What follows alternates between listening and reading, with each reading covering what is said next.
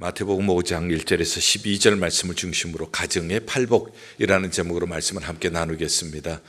우리가 잘 아는 것처럼 예수 그리스도께서 산에 올라가서 천국 복음을 가르치셨던 것을 산상수훈 혹은 산상보훈이라고 얘기를 합니다. 이것은 마태복음 5장, 6장, 7장에 기록이 되어 있습니다. 그 중에 핵심은 바로 오늘 팔복이 핵심입니다. 어버이 주일을 맞이하면서 어버이 주일의 유래를 간단하게 정리를 하는 것이 필요하다는 생각이 듭니다. 어버이 주일은 그 버지니아에 있는 어떤 유년주일 학교 선생님으로부터 시작이 되었습니다. 자비스라고 하는 선생님인데 유년주일 학교에서 26년을 가르치십니다. 그의 제자들이 그의 가르침을 늘 마음에 새기면서 고마워하고 있었습니다. 선생님은 세상을 떠났지만 선생님의 사랑과 선생님의 가르침은 그들의 마음속에 살아 있었습니다. 그래서 그들이 추모식을 갖기를 원했습니다. 멀리 떨어져 있는 자비스 선생님의 딸 안나를 초청을 해서 어떻게 어머니가 따님을 가르쳤는지 물었습니다. 그는 이렇게 대답을 했습니다. 우리 어머님은 주일학교를 가르치면서 언제나 10계명의 5번째 계명, 내 부모를 공경하라. 그러면 너희가 땅에서 잘 되고 장수하리라 하시는 이 말씀을 가르치셨습니다. 그리고 구체적으로 어떻게 이 계명을 실천할 것인지를 생각해 보라고 가르쳤다고 합니다. 그래서 자기도 이 말씀을 어떻게 실천할 것인가 생각을 하면서 어머님의 가르침 그리고 어머님의 사랑 잊지 않고 그 가르침대로 살려고 노력을 했다는 것을 얘기를 했습니다. 많은 사람들에게 감동이 되었죠. 그리고 준비해 온 카네이션 하나를 어머니의 사진 앞에 드렸습니다. 이 이야기가 전해지면서 사람들의 마음에 감동을 주게 되었습니다. 특별히 미국이 세워질 때에 어려운 상황 속에서 어머님들의 희생, 어머님들의 지혜, 어머님들의 용기, 이것이 미국을 세우는 큰 힘이 되었기 때문에 그래서 국회에서는 1914년에 5월 둘째 주를 마더스데이로 정하게 되었습니다. 한국에는 언제부터 어머니 날이 있게 되었는가? 선교사님들이 한국 땅의 복음을 증거하면서 이러한 역사적인 배경을 알리고 어머니 날을 소개하게 되었습니다. 그래서 5월 둘째 주일을 어머니 주일로 지키게 되었죠. 그러나 어머님들의 희생과 사랑뿐만 아니라 아버지들의 희생과 사랑도 있기 때문에 1973년부터는 어버이 주일로 지키게 되었습니다. 그리고 꽃을 다는 것도 저희가 어렸을 때는 부모님이 살아계시면 빨간색 카네이션을 달았고 부모님이 돌아가신 분은 흰색 카네이션을 달았습니다. 그러나 지금은 흰색, 빨간색 구별 없이 모두 빨간색 카네이션을 가슴에 답니다. 그 이유는 비록 부모님이 돌아가셨을지라도 내 심장 속에, 내 마음 속에 살아계신다 하는 뜻으로 빨간색 카네이션을 달게 된 것입니다. 오늘 마태복음 5장 1절에서 12절 말씀도 사실은 어버이 주일을 맞이하여서 어머님을 생각하면서 이 본문을 선택을 했습니다. 제가 유년주일 학교 다닐 때 초등학교 1학년 때 유년주일 학교에서는 성경 암송 대회가 있었습니다. 성경 암송 대회. 그때 저희 가정은 가정 예배를 드리면서 성경을 외우는 것이 가정 예배였습니다. 69절을 외웠습니다. 그런데 어머니께서는 이제 대회가 있으니 좀 더 외우자 해서 마태복음 5장 1절에서 12절을 외우게 하셨습니다. 그리고 제가 앞에 나가서 떨지 않도록 책상 위에 올라서서 그리고 외우도록 이렇게 훈련을 시키셨어요. 그 훈련 덕분에 지금은 높은 강대상에서도 떨지 않을 수가 있게 되었습니다. 그래서 그것을 다 외우니까 72절이 되었죠. 그러니 초등학교에서 6학년까지 72구절을 외운 사람이 저밖에 없어서 자연히 1등상을 받았던 그런 기억이 있습니다. 우리가 그냥 태어나는 것이 아니라 누군가의 희생과 사랑을 통하여서 태어나고, 우리가 그냥 자라는 것이 아니라 누군가의 희생과 사랑의 교훈을 통하여서 자라게 된다는 것을 다시 한번 깨닫게 되어졌습니다. 1988년이었습니다. 해외 한인 장로회 목사고시가 있었습니다. 목사고시에는 구약, 신약, 세계교회사, 한국교회사, 헌법, 신조, 요리문답 이런 것들을 다 시험을 치게 되어집니다. 그런데 그때의 신약이 제일 좀 어려웠던 해였습니다. 대부분이 외워서 쓰라고 하는 문제가 대부분이었습니다. 그런데 거기에 뭐가 나왔는가 하면은 팔복을 외워 쓰라. 그러니 전부 전도사님들이 땀을 뻘뻘 흘리면서 다들 힘들어 하셨는데 저는 식은 죽먹기였어요. 어려서부터 하니까. 예수께서 무리를 보시고 산에 올라가 앉으시니 제자들이 나온지라. 입을 열어 가르쳐 가라사대 심령이 가난한 자는 복이 있나니 천국이 저희 것이며 애통하는 자는 복이 있나니 저희가 위로함을 받을 것이요 온유한 자는 복이 있나니 저희가 땅을 기업으로 받을 것이며 의에 줄이고 목마른 자는 복이 있나니 저희가 배부를 것이며 긍휼히 여기는 자는 복이 있나니 저희가 긍휼히 여김을 받을 것이며 마음이 청결한 자는 복이 있나니 저희가 하나님을 볼 것이며 화평케 하는 자는 복이 있나니 저희가 하나님의 아들이라 일컬음을 받을 것이며 의를 위하여 핍박을 받는 자는 복이 있나니 천국이 저희 것임이라. 나를 인하여 너희를 욕하고 핍박하고 거짓으로 너희를 거스러 모든 악한 말을 할 때에는 너희에게 복이 있나니 기뻐하고 즐거워하라. 하늘에서 너희 상이 큼이라. 너희 전에 있던 선지자들도 이같이 핍박하였느니라. 마태복음 5장 1절에서 12절 말씀. 아멘.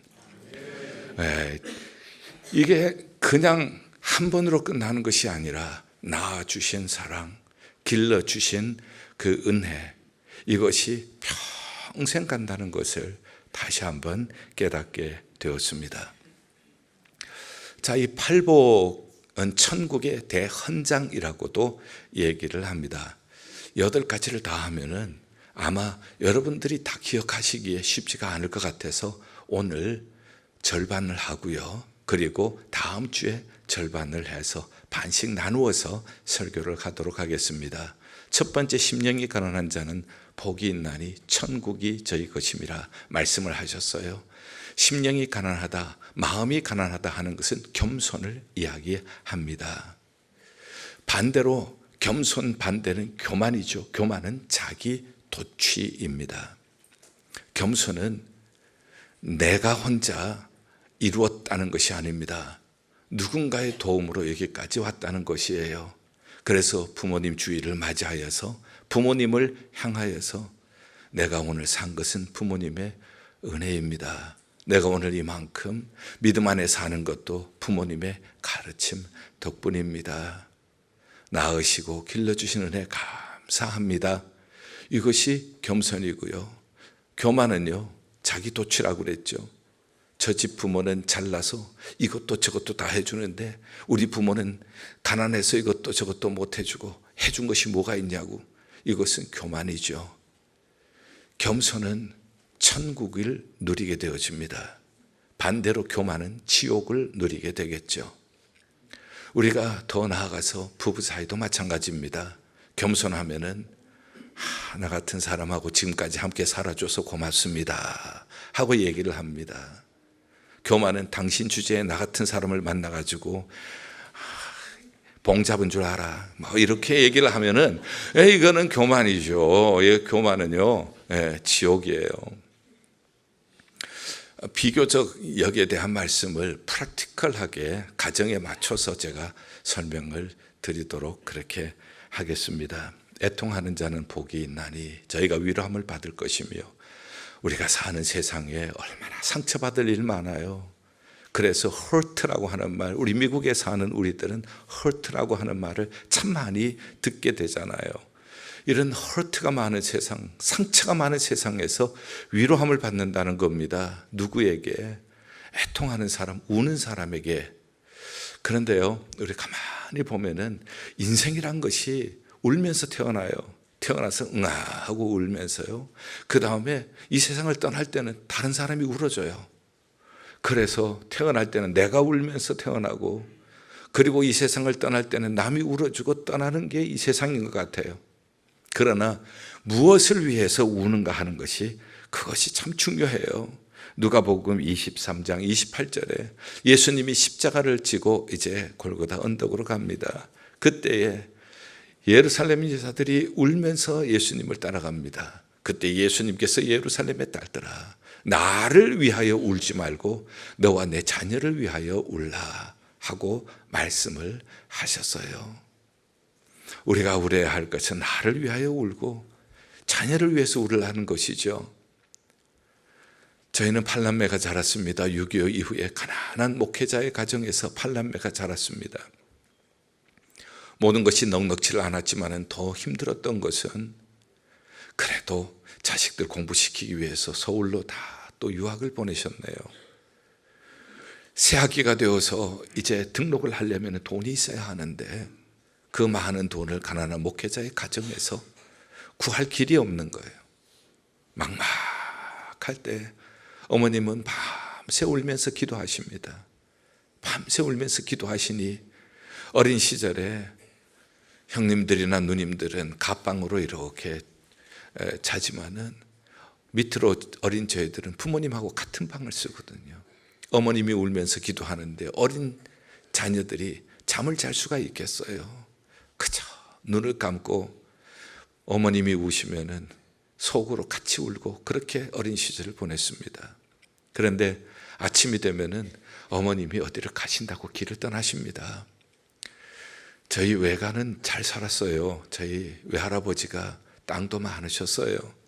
그런데 외할아버지가 땅 문서나 이런 것들을 잘 정리를 하지 않고 돌아가셨습니다. 왜냐하면은 그 동네 사람들은 그 어른 땅이라 그러면 아무도 말을 할 사람이 없었으니까 어머니가 밤새 울면서 기도하시다가 그것이 생각이 나셨던지 영주에 가신대요. 외가가 영주였습니다.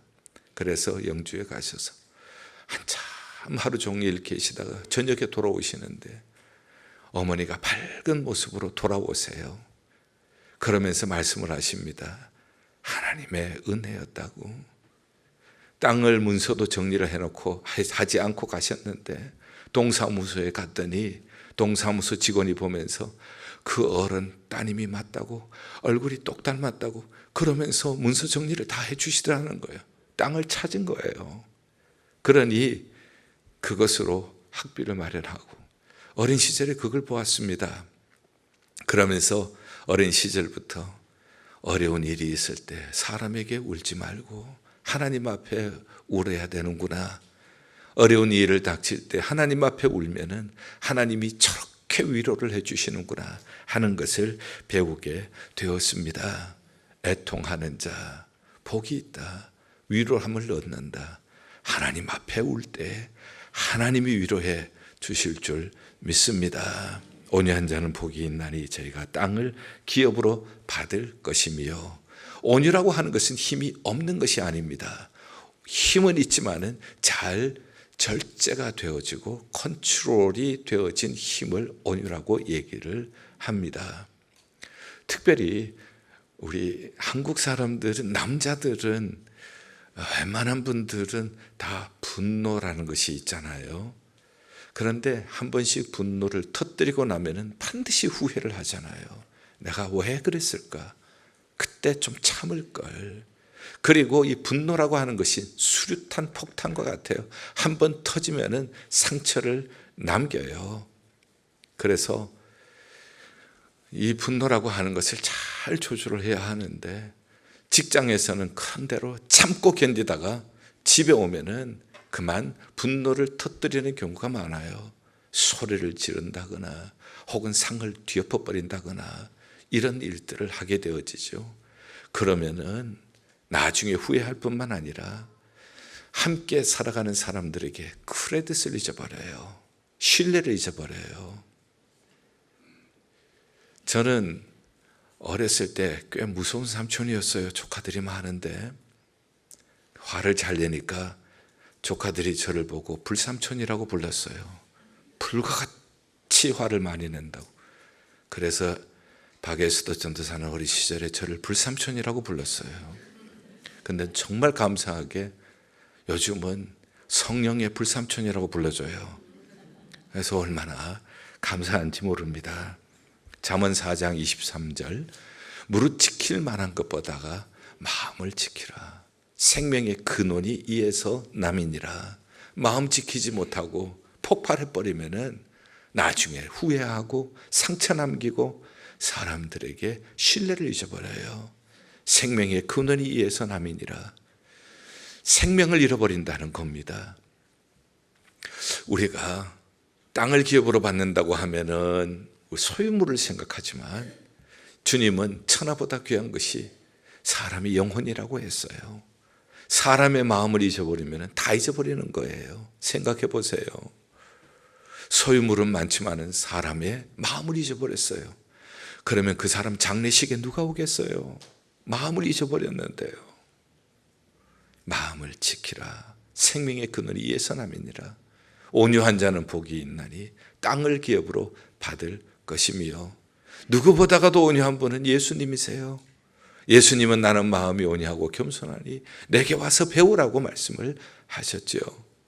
예수님이 십자가 지실 때에 하나님의 아들을 주먹으로 쳤습니다. 하나님의 아들의 얼굴에 침을 뱉었어요. 채찍으로 때렸습니다. 창으로 찔렀어요. 사랑하는 제자들은 배신하고 도망갔습니다.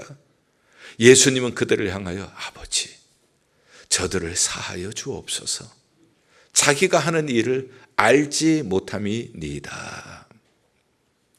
아버지께 맡기는 거예요. 화가 날 일이 있어도, 분노할 일이 있어도 아버지께 맡기는 게, 아버지께 맡길 때에 온유함을 우리는 유지할 수가 있게 될 것이에요. 아버지께 맡기고 분노할 일이 있을 때도 용서하고 하나님 앞에 맡길 때에 하나님께서 결국은 땅을 기업으로 얻게 하시고 사람을 마음을 얻게 해주실 거예요. 부모님의 마음도 온유한 사람이 얻는 거예요. 배우자의 마음도 온유한 사람이 얻는 거예요. 자녀들의 마음도 온유한 자가 얻게 될 줄 믿습니다. 네 번째는 의에 줄이고 목마른 자는 복이 있나니 저희가 배부를 것이며. 목말라야 배부르지요. 목마르지 않고 어떻게 배부를 수가 있겠어요? 그래서 갈망이 있어야, 그래야 채워짐이 있다는 겁니다. 무엇을 향한 갈망인가? 의에 줄이고 목말라야 하나님께서 배부르게 채워주신다는 거예요. 하나님께 향하여서 배고프면 하나님으로 채워주신다는 겁니다. 하나님의 은혜로 채워주고 하나님의 사랑으로 하나님이 채워주실 겁니다. 의라고 하는 것은 하나님의 뜻이 의지요. 하나님과 바른 관계가 의지요. 그래서 하나님의 뜻에 목말라 하고 하나님과 바른 관계를 유지하기 위하여서 목말라 하는 사람에게는 하나님께서 배부르도록 하나님의 은혜, 하늘의 은혜를 내려주실 줄 믿습니다. 마태복음 6장 33절, 너희는 먼저 그의 나라와 의를 구하라. 그러면 이 모든 것을 너희에게 더하시리라. 먼저 구해야 할 것이 있어요. 이것이 의에 줄이고 목마른 거예요. 먼저 그의 나라, 하나님의 나라, 하나님의 의, 하나님의 뜻, 하나님과 바른 관계. 이 세상에 살면서 나의 뜻보다, 나의 유익보다가, 자식의 유익보다가 먼저 하나님의 나라를 생각하고 하나님의 의를 생각하면은 나의 직장도 하나님이 채워주시고 자녀의 앞날도 인도해 주시고 하나님께서 모든 필요한 것들을 채워주실 줄 믿습니다. 이게 얼마나 중요한 일이에요. 의에 줄이고 목말라야 배부를 수가 있어요. 하나님이 주시는 것으로 배부를 수가 있는 것입니다. 부모로서 자녀들에게 해줄 수 있는 가장 큰 일이 무엇일까요? 부모로서 자녀들에게 해줄 수 있는 가장 큰 일은 이 말씀 가르쳐 주는 것이 아니겠어요? 왜냐하면은 먼저 그의 나라와 의를 구하는 자녀로 어렸을 때부터 훈련을 하고 어렸을 때부터 가르쳐 주게 되어지면은 하나님이 한평생이 모든 것을 더해 주시는데, 인간으로 아무리 노력하려고 애를 써보세요. 인간이 아무리 올라가려고 노력해 보세요. 내 마음대로 올라가지나요? 내 마음대로 얻어지나요? 그러나 하나님께서 이 모든 것을 더해 주시면은 사람이 막을 수가 없어요. 하나님이 채워주시면은 하나님의 능력으로 채워질 줄 믿습니다. 그래서 어려서부터 먼저 그의 나라와 의를 구하라. 먼저 하나님의 나라, 하나님의 통치를, 너의 필요보다가 먼저 이것을 구하라. 하나님의 뜻을 먼저 생각을 해라. 하나님과의 바른 관계를 먼저 생각하라. 그래 하면은 이 모든 것을 하나님께서 더해 주실 것이다. 부모님들이 자녀들에게 해줄 수 있는 가장 큰 축복이 이거잖아요. 부모님이 떠난 다음에도 이 세상에 안 계실 때도 하나님은 계셔요. 하나님은 살아계셔요. 하나님은 채워주실 수가 있잖아요. 성도님들에게 제가 가장 좋아하는 성경 구절이 뭐냐고 물으시면 이제는 웬만한 성도님들은 다 대답을 하세요. 요한복음 8장 29절이라고요. 나를 보내신 이가 나와 함께 하시도다. 나는 항상 그가 기뻐하는 일을 행함으로 나를 혼자 두지 아니하셨도다. 이 말씀은 예수님이 하신 말씀이에요. 예수님이 이 땅에 오시고 싶어 오신 것이 아니라 하나님이 보내주신 거예요. 하나님께서 이 땅에 보내주셔서 예수님이 하실 일이 얼마나 많으셨어요. 예수님의 사역을 보면은 눈코 뜰 새 없이 바쁘셨어요. 그러나 단 한 가지를 하셨어요. 단 한 가지 중심을 가지고 하셨는데 그것은 하나님이 기뻐하시는 일을 행하셨던 거예요. 그랬더니 하나님이 혼자 두지 않으신 겁니다. 하나님이 함께 해주셨어요. 하나님께서 도와주셨어요. 하나님이 영광을 받으셨어요. 제가 개척을 한 후 이제 33년이 되었습니다. 그러나 제가 개척한 것은 아니에요. 하나님께서 예일교회에 저를 보내신 걸로 저는 믿습니다. 나를 보내신 이가 나와 함께 하시도다. 나는 항상 그가 기뻐하는 일, 주는 그리스도시요 살아계신 하나님의 아들이십니다. 이 신앙 고백 위에 내 교회를 세우리니, 예수님의 교회를 세우리니 음부의 권세가 이기지 못하리라. 세상의 교회의 음부의 권세가 이기지 못하는 것은 예수님이 주인이 되실 때예요. 예수님은 사망의 권세를 이기셨잖아요. 그래서 예수님이 제일이 되신 교회, 그 교회를 세우기 위하여서 예수님께서 이 땅에 오셔서 하셨던 일 열심히 가르치고, 예수님께서 회당에서 가르치신 것처럼 열심히 개척부터 제자 훈련하고, 예수님께서 복음을 증거하셨던 것처럼 열심히 선교하고 열심히 전도하고, 예수님께서 열심히 고치셨던 것처럼 상처 많은 이민 생활 속에서 어떻게든지 이곳은 교회는 병원입니다. 고쳐주는 곳입니다. 사랑으로 고쳐주고 기도하고 고쳐주고, 예수님이 하셨던 것처럼. 그리고 예수님께서는 무리를 보시고 민망히 여기시고, 구제사역이죠. 불쌍한 사람을 보고 불쌍히 여기시고, 다른 일을 할 것도 없어요.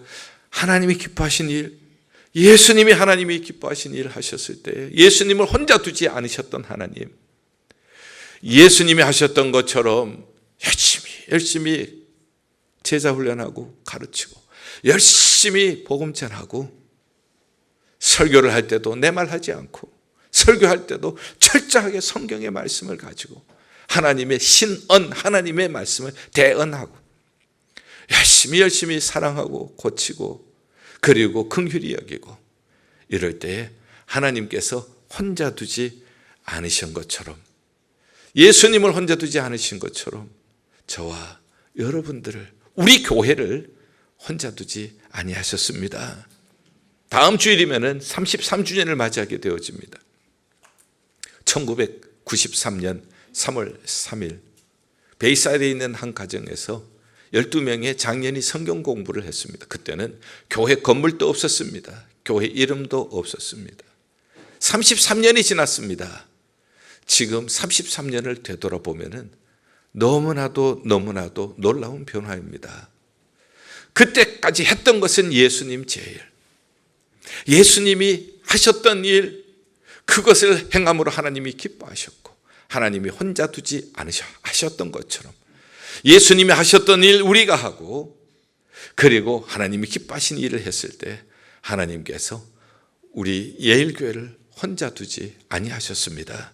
33년 동안, 33년의 역사는 하나님이 혼자 두지 아니하신 하나님의 흔적입니다. 하나님의 터치입니다. 33년을 뒤돌아보면서 하나님의 손길에 감격하지 않을 수가 없었습니다. 사랑하는 성도 여러분, 오늘 저는 팔복의 처음 네 부분을 나누었습니다. 하나님께서는 어떤 사람에게 복을 주시는가? 심령이 가난한 자가 복이 있다. 겸손하게, 하나님의 은혜입니다. 겸손하게, 부모님의 은혜입니다. 겸손하게 사랑하는 성도님 덕분입니다.